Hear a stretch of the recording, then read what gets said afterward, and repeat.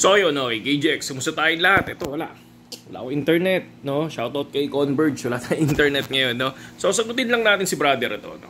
Ayan.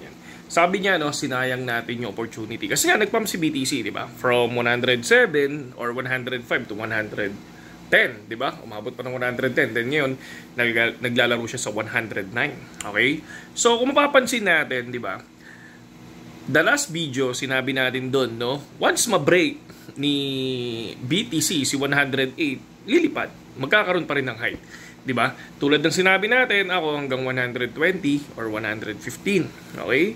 So, possible pa rin lumipad yan hanggang 120 and 115. Diba? Kaya nga sabi natin, hindi na tayo bumibili.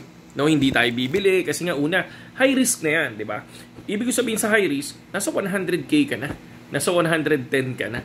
So, for me, para sa akin, sa experience na nakikita ko the last cycle, bakit ako mag-i-invest ng sobrang taas? Diba? Tulad ng sinabi ko, BTC kung lumipad, go, lipad. Lipad lang, di ba? And then titingnan natin kung hanggang saan aabutin. Kung hanggang saan nang inabot niya. And then kapag bumagsak ng 60%, dun tayo mag-buying position. Okay? So, syempre, as a trader, tinitingnan natin yung support and resistance natin.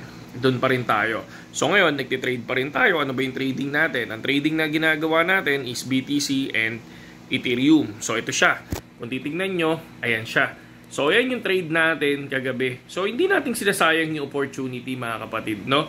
Ang ginagawa lang natin, nag-iingat lang tayo. Di ba? Sabi nga natin, hindi naman crypto talaga eh. Hindi naman talaga crypto yung main na buhay mo. Di ba?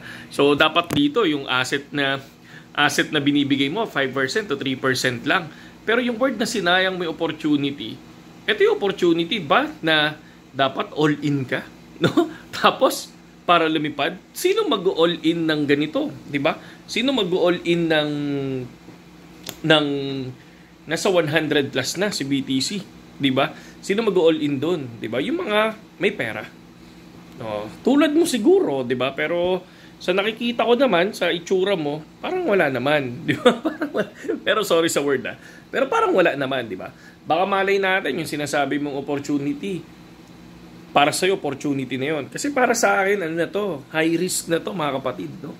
So, hindi na to yung sinasabi natin na mag-i-imbak pa ako ng BTC, no? At hihintayin ko lumipad. Hindi na. So, hindi naman ako katulad nila Michael Saylor na kahit bumagsak ang BTC, okay lang. Di ba? So, hindi naman ako katulad ng BlackRock na sobrang yaman na.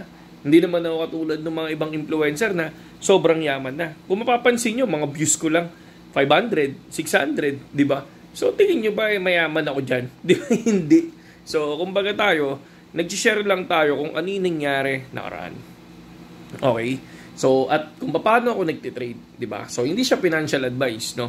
Kumbaga, ang sharing lang natin, ano ba yung nangyari nung nakaraan? Sinishare ko lang. Diba? Paano ba nagsimula ang bear market at bull market noong nakaraan? At ano yung nakikita ko lang ngayon based doon sa naranasan ko. Diba? So, yun lang mga kapatid. At sana, huwag lumaki ulo. Kasi kung ngayon ka palang mag-i-invest kay BTC at sinayang mo yung opportunity na sinasabi mo, hindi namin pinanghihinayangan yan. No? So, sabi nga nila, bakasyon na ngayon. Diba? Ito na yung dapat na hindi ka nai-stress at nagbabantay ng market. Diba? Ito na yung time na sana nakapag-TP ka na. Okay? So, kung hindi ka pa nakapag-TP at ngayon ka pa lang nag-invest, no? So, para madoble yung asset mo, kailangan mo mag 200,000 si BTC. Okay? So, kailan yun? Diba? So, tingnan natin kung mangyari this year. Diba?